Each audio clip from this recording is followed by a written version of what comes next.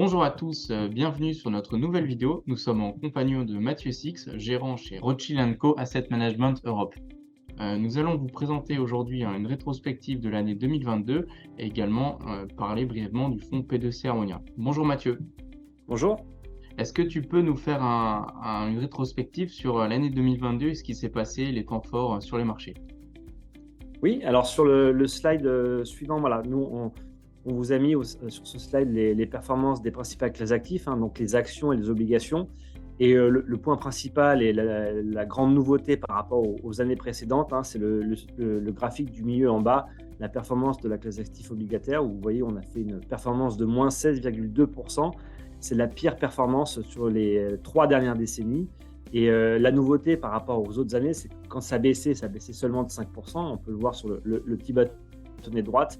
Là, cette fois-ci, c'est une très forte baisse de 16%. Alors, les marchés actions en bas à gauche, vous voyez aussi, ont baissé.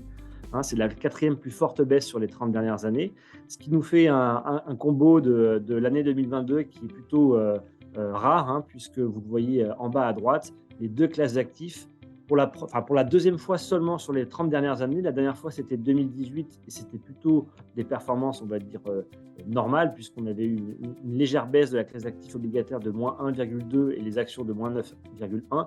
Là, cette fois-ci, en 2022, on a eu les deux classes d'actifs qui ont été en très forte baisse, moins 16,2 et moins 17,4.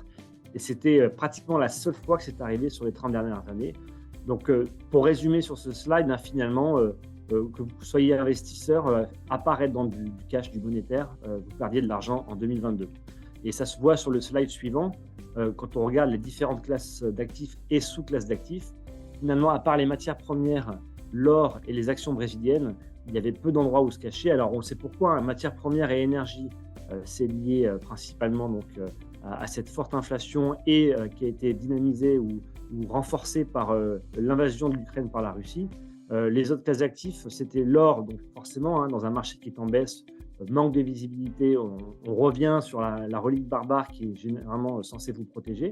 Donc là, vous faisiez une perf positive. Et enfin, dernière sous-classe d'actifs, les actions brésiliennes. Pourquoi? Parce que le Brésil, pendant 2 années, avait été très compliqué. Là, l'année dernière, il s'est passé plusieurs choses qui ont fait que le Brésil a remonté, notamment le changement de régime, plus donc les matières premières qui ont tiré aussi le pays vers le haut, puisque c'est un pays qui a tendance qui exporte plus de matières premières qu'il n'en importe. Et dernier point, l'énergie, vous le voyez en bas à droite. Là aussi, hein, on pouvait faire la différence, mais c'est assez frappant pour le signaler. C'est le seul sous-secteur aux États-Unis, hein, qui a fait une performance positive, et pas qu'un peu, hein, on n'est pas légèrement positif. Vous voyez, perf absolue de 59%, alors que tous les autres sous-secteurs ont terminé en territoire négatif. Donc l'année dernière, sur les actions, c'était extrêmement compliqué de performer. Là, vous l'avez constaté depuis le début d'année, ça remonte. C'est le retour des marchés. Mais voilà, on avait une performance qui était extrêmement difficile l'année dernière et donc peu d'endroits où se cacher et de faire de la performance. Sur le slide suivant, vous le voyez pourquoi les marchés ont baissé. Donc, on a mis l'exemple des États-Unis, mais on retrouve le même exemple un petit peu partout. On a les GAFAM, hein, donc ces sociétés du secteur de la technologie, donc les grandes sociétés, vous connaissez les Google, Apple, Facebook, etc., qui ont pour la première fois tiré les marchés vers le bas. D'habitude, c'était plutôt l'inverse, hein, c'était des marchés actions qui étaient tirés par toutes ces sociétés de croissance. L'année dernière, le fait que les banques centrales aient décidé donc de changer de paradigme, hein, elles ont décidé de combattre l'inflation et donc de remonter fortement les taux, ont tiré ces sociétés de croissance vers le bas, qui ont donc tiré les marchés d'actions vers le bas. Et on le voit en bas à gauche, hein, les grandes stars de 2020 et 2021, comme Tesla par exemple, ou Facebook, hein, le nouveau nom qui est Meta, ont baissé de plus de 60%. Alors ça veut dire quoi? Ça veut dire que finalement, en termes de valorisation, maintenant que ces sociétés qui avaient connu une sorte de bulle ont plutôt eu tendance à retrouver des niveaux de valorisation plutôt intéressants, parce que vous voyez en bas à droite, on est revenu sur les moyennes des dernières années. Alors attention, hein, c'est la première étape, c'est-à-dire que les sociétés que vous étiez prêts à payer très cher, maintenant vous les payez moins cher. Pour le moment, les anticipations de bénéfices pour l'année 2023 sont toujours en tendance positive, hein, on ne va pas perdre d'argent, les sociétés ne vont pas perdre d'argent sur l'année 2023, mais on n'est qu'au début de l'année et vous connaissez donc tous les éléments qui nous attendent pour 2023 et notamment cette fameuse inflation des coûts, notamment via les salaires ou les matières premières, qui risquent à un moment ou à un autre de peser sur les marges des sociétés. et donc qui pourrait entraîner une révision à la baisse. Donc pour l'instant, on est dans cette première étape. On a retrouvé des niveaux de valorisation intéressants. Par contre, attention aux anticipations de bénéfices pour 2023. Sur le slide suivant, vous avez donc cette fameuse inflation. Alors, et la bonne nouvelle, c'est que vous le voyez notamment sur le graphique de gauche, on a donc une inflation aux États-Unis qui, depuis le mois de juin, est en baisse. Alors, la bonne nouvelle, c'est que finalement, les politiques de banque centrale qui ont été très fortes l'année dernière commencent à porter leurs fruits. Alors, on l'a dit, juin pour les États-Unis, octobre pour la partie européenne. La partie inflation globale est en train de baisser, notamment grâce à la baisse de tout ce qui est énergie et matières premières.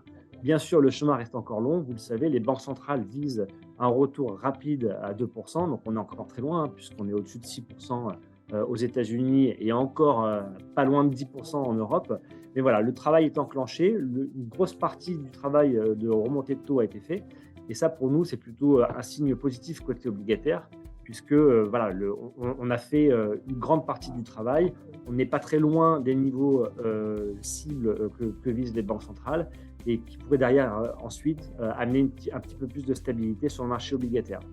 Sur la partie suivante, et ce sera le dernier slide côté macro, on le voit, hein, donc les deux graphiques de droite sont la forte remontée de taux. Donc c'est la plus forte remontée de taux de la part des banques centrales depuis des décennies, hein, depuis notamment le cycle de 1980 avec Paul Volcker à la tête de la Fed. Donc, voilà, donc elles ont pris le problème d'inflation très sérieusement en remontant très fortement leurs taux.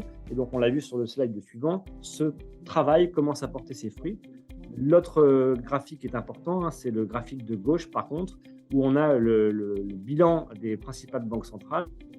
On le voit, hein, sur la partie pleine en bleu clair, où finalement le bilan de ces banques centrales est maintenant désormais devenu négatif. Ça veut dire quoi? Ça veut dire que les banques centrales dans leur ensemble sont en train de se retirer des marchés, en train de terminer, d'arrêter le support qu'elles ont mis en place depuis des années pour soutenir les marchés. Alors là, petit point d'interrogation, quelle va être la réaction maintenant des marchés actions qui ont fortement rebondi depuis le début de l'année?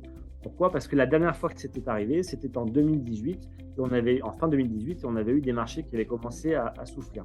Donc la conclusion, hein, de tous ces slides-là, hein, c'est que finalement les actions ont bien remonté et parce que les niveaux de valorisation sont redevenus intéressants. Attention désormais donc aux révisions d'anticipation de bénéfices. Et le deuxième point, c'est le marché obligataire. Donc les banques centrales ont fait une grande partie du travail, commencent à se retirer des marchés, à arrêter leur support. Et donc là, on retrouve sur la partie obligataire des niveaux de rendement qui sont donc désormais beaucoup plus intéressants et offrent une alternative crédible aux actions. Voilà pour la partie macro. Je te remercie Mathieu. Je vais prendre la main maintenant pour parler un petit peu du fonds P2C Harmonia qu'on a créé avec la société Rothschild & Co. Donc c'est un fonds qui pour nous est adapté avec l'environnement que l'on traverse. C'est un fonds flexible, donc patrimonial, donc de niveau de risque équilibré, qui va nous permettre de nous positionner assez rapidement, en tout cas de l'ensemble de nos clients, en fonction de la situation des marchés. Donc c'est un fonds qui investit entre 30 et 70% en actions et entre 20 et 70% en obligataires. On a avec Mathieu le gérant la latitude à s'exposer plus ou moins sur ces classes d'actifs et à être assez réactif, contrairement à certains fonds où on ne pourrait pas faire, il faudrait qu'on agisse directement par des arbitrages. Alors, pour parler un petit peu du positionnement actuel, il nous semble assez adapté avec la situation. Au 31 janvier 2023, sur le reporting, nous avons un positionnement de 49,5% monétaire, 35,7% en actions, 8,9% en gestion alternative et 4,9% en obligations. C'est des pondérations qui sont à évoluer en fonction de la situation économique et nous sommes en échange avec Mathieu pour faire évoluer cela. Si vous avez des questions concernant ce fonds ou concernant les marchés financiers, n'hésitez pas à nous contacter, soit moi directement ou votre conseiller en gestion de patrimoine. Je te remercie Mathieu pour cette vidéo et je vous dis à bientôt. Bon. Au revoir.